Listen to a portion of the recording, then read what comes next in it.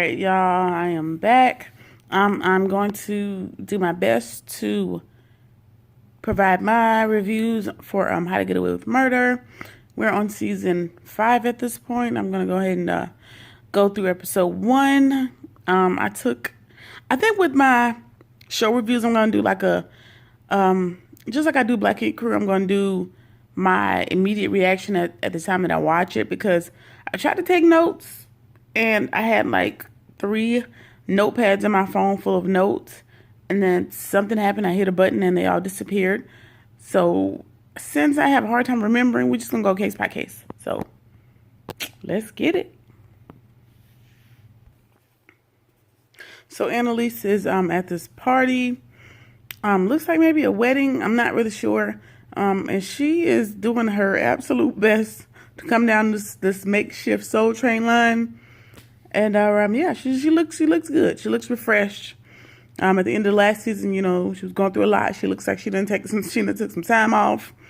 She done got herself a little tan, you know. So she looking good, but she's coming down the Soul Train line, you know, doing her best to come down. But yeah, then she spots Frank over by the door, by the entrance. So she walks over to him and says, "Hey, Frank, you look like somebody died." And Frank says nothing. She goes, "Hey, Frank, open your mouth." And you know, we can't hear what Frank is telling her, but obviously somebody's dead already. We know how the show goes. We kind of start at the end of the season, and then we rewind all the way back to show how we ended up here. So someone's dead. Frank knows who it is, and Annalise is upset. We don't know who it is at this point.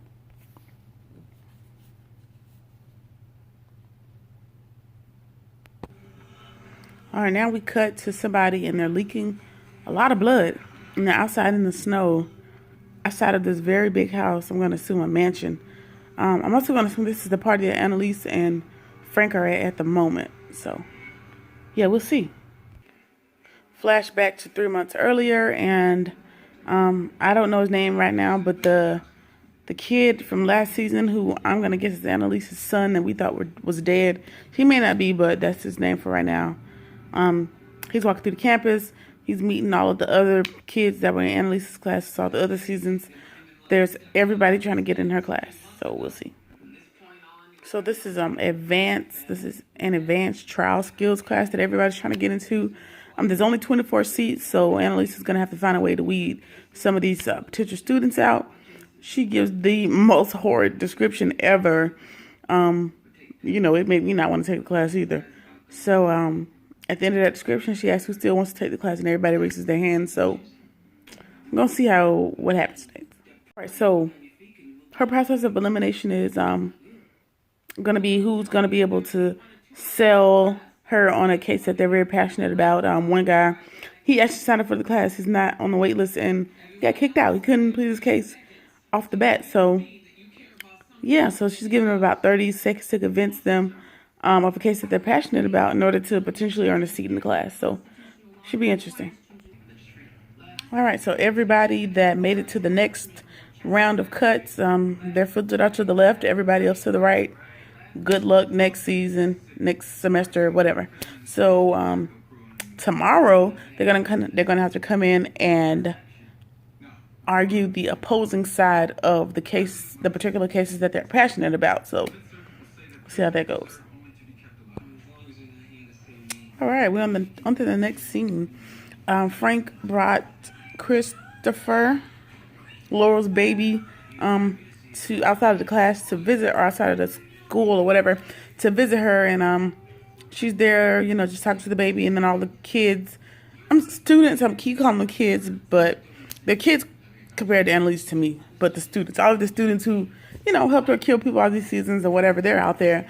Everybody's all mooing around the baby, and she walks away with her head down, and you know, they're kind of asking her about her personal life. She's like, yeah, I thought we were creating boundaries. So I guess at this point, Annalise is trying to create boundaries between her and the students.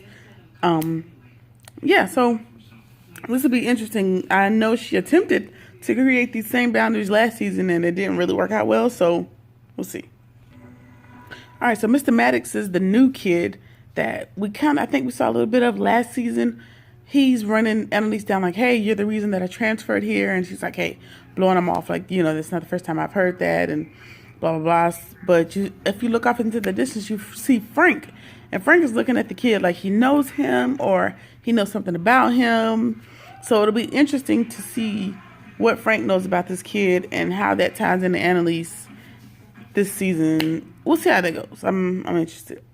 Now Annalise and I'm going to call her Steen, a.k.a. Ernestine from Underground, because I don't remember her name off this show. But they're talking, and I think Annalise is at... Remember, if you can recall last season, where her car got stolen and the dude got shot in the head and all the other stuff. Annalise is at that firm that Steen works at for a job interview. So, I don't know what they got going on, but I don't know if they like each other or not. I haven't been able to figure it out. They've been very nice and nasty last season, so we'll see. Annalise she's being offered a job, and she's basically in negotiations with all of these companies. So it'll be interesting to see where she ends up, or if she ends up anywhere at all. If she ends up anywhere at all. So we'll see how these negotiations work out for her, trying to find a job. All right, so she told all of the other companies that she'll take some time to think about it, but the company that Steen works at, she told them no, flat out. She knew that wasn't going to work with them, I guess, because they're desperate to hire her, whatever that means. So I don't know if that was a bright idea, but okay, girl. All right, so in this scene, Michaela is needing Laurel's help. I don't know why Laurel's the least help. When it comes to men, she's the last one you want to ask for help. But I kind of asked her what, sending a subtle text to Marcus, the guy that she cheated on Ashley with last season. She thinks he's the one. Michaela thinks everybody's the one. Just letting her know that she kind of wants him or whatever. Then they walk out of the bedroom with the baby and join the other kids in there eating pizza. The other students or whatever, the rest of the gang eating pizza or whatever. And the baby starts to cry, and Laurel's like, oh man, whatever, let me go check on the baby. And Frank is like, yeah, I know that he wants his pacifier to cry. What's weird to me is, why does Frank know more about your baby than you know? Like, Frank knew that the cry meant something different, and you weren't bothered. Like, Laura just sat back down and continued eating her pizza. And then when Frank left the room, everybody else is like, oh my God, why is he so good with the baby? And blah, blah, blah. And Laura's like, yeah, Frank loves that baby. And then they were like, hey, do you love Frank? And she was like, no. So I think she's kind of using Frank right now. Frank's love for Christopher, just to have him around and for sex or whatever. So we'll see how that goes. Moving on, Annalise is now asking Bonnie to join her because she's kind of decided that she wants to go with the all women. There was a firm of all women trying to bring her on as well, and she wants to bring Bonnie because she was able to negotiate her own team into the deal.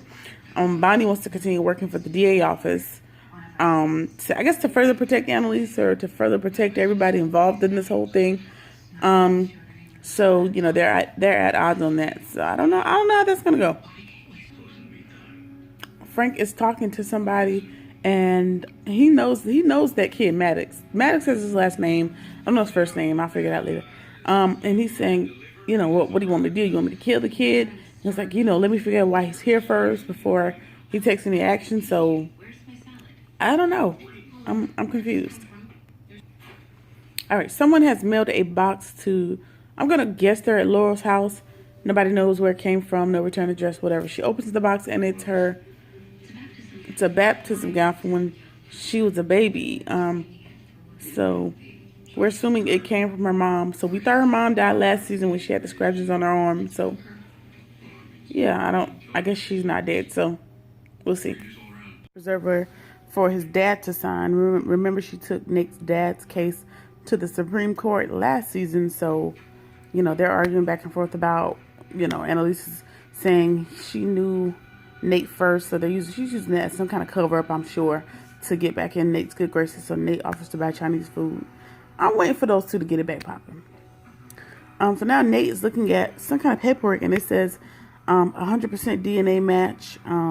child still alive? Question mark. So he's looking for some type of child that relates to Bonnie, because from what I understand, Nate is stealing Bonnie's coffee cup with her lipstick on it in order to get a DNA match. So I don't know what that's about. I don't know if that has anything to do with the Maddox kid that just transferred in, that's, you know, all up under Annalise. I can't be sure. So Nate is calling in a favor with some new character, trying to get her to run the DNA test on the coffee cup that he stole from Bonnie's office.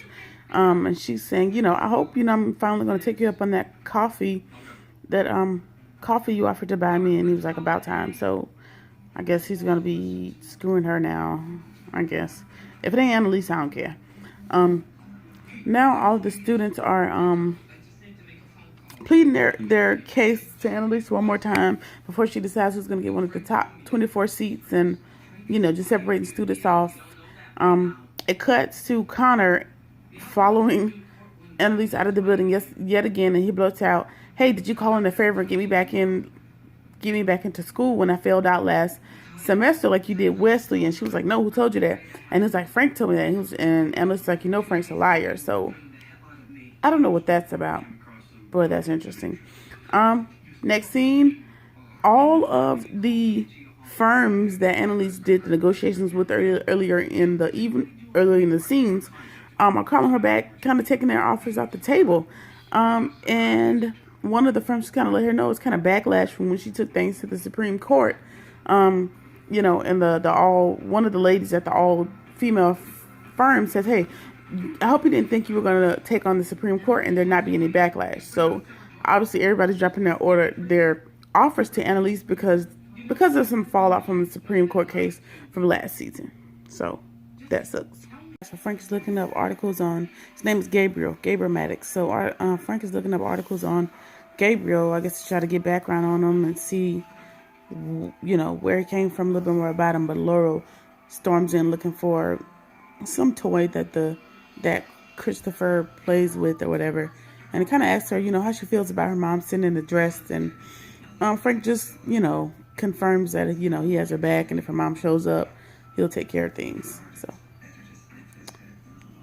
yeah. All right, now Bonnie is trying to seduce, I don't know his name, but the guy that still works at the DA. I guess he was like the assistant for the guy that ended up dying last season. So I guess she's trying to get in good with him to see if he knows anything about the documents that the guy had on Annalise last season. So, yeah. Now Michaela is leaving a thirsty ass voicemail to Marcus, I think his name is. I don't know why she's doing that, but all right, they are at the final rounds of determining who's going to end up in Annalise's class for the semester. Connor has earned his spot, and it is now, well, it was down to Asher and Gabriel.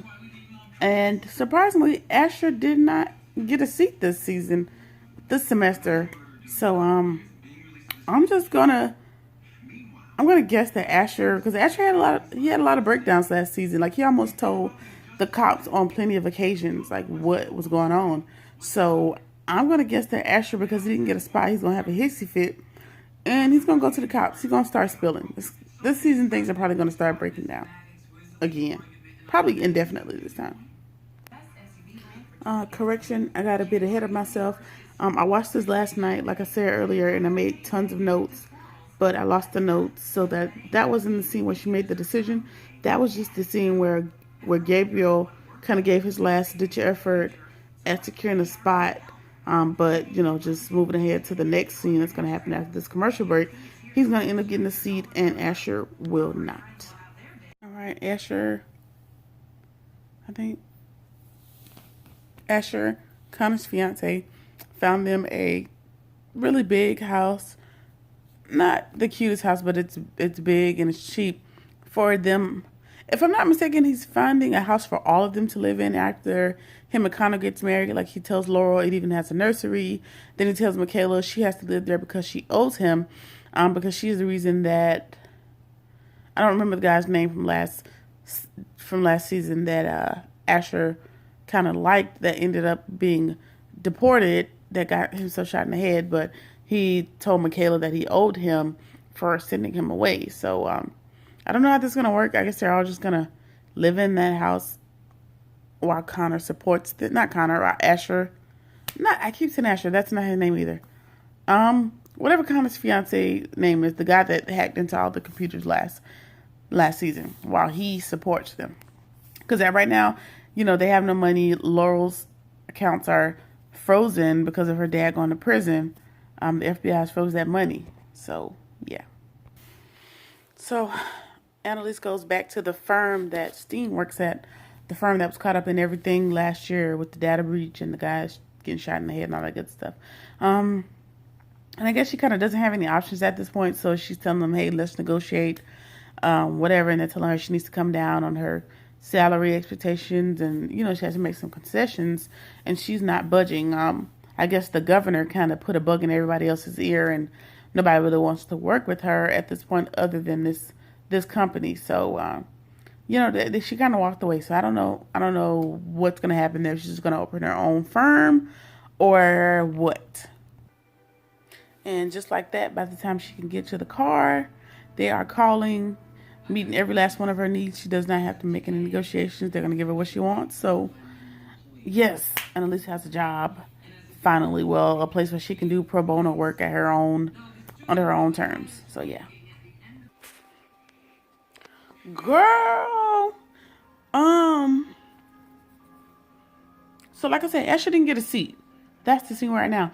But then we fast forward, and Laura is here to tell Frank that they're moving out because Connor, I don't know the boy name, the dork who, I don't mean to say dork, but the computer guy that hacks the computers, he found them a house, and they're arguing back and forth about, she feels like he's using them, she feels like she's using him, he doesn't feel like that, and he gets down on his knee and offers this girl a ring, and she said, I can't. Basically she said she has to offer all her time to Christopher at this point. So Frank should just give it up. He keeps going after Laura, but he gotta know when to fold him. So they are at the baby christening, and everybody's kind of talking on the sideline while it's going on, kind of saying how, Frank proposed to Laurel and she turned him down. And they also flash to Asher confronting Annalise on how she didn't pick him for the last seat in the class. And he was kind of saying, like, if it wasn't for me, you wouldn't even be at our school right now teaching or whatever. So everybody's kind of moving in. She's telling, well, no, go back. Annalise is telling him, like, you don't even know who you are. You're still mad because you love Michaela, and that's what your whole case was really about. And he admits it. So she doesn't think he's stable enough to kind of deal with the class this time. So Marcus turned Michaela down. Whatever. Now they're all just moving into the house at this point. All right, so it shows, going back to the DNA test from earlier in the season, the DNA test from Bonnie's cup matches the DNA of whoever the child is on the DNA paper that Nate was looking at earlier on in the season. So I don't know if that means that Bonnie is Gabriel's son or Annalise's son. I'm not sure, but I'm ready to know who it belongs to.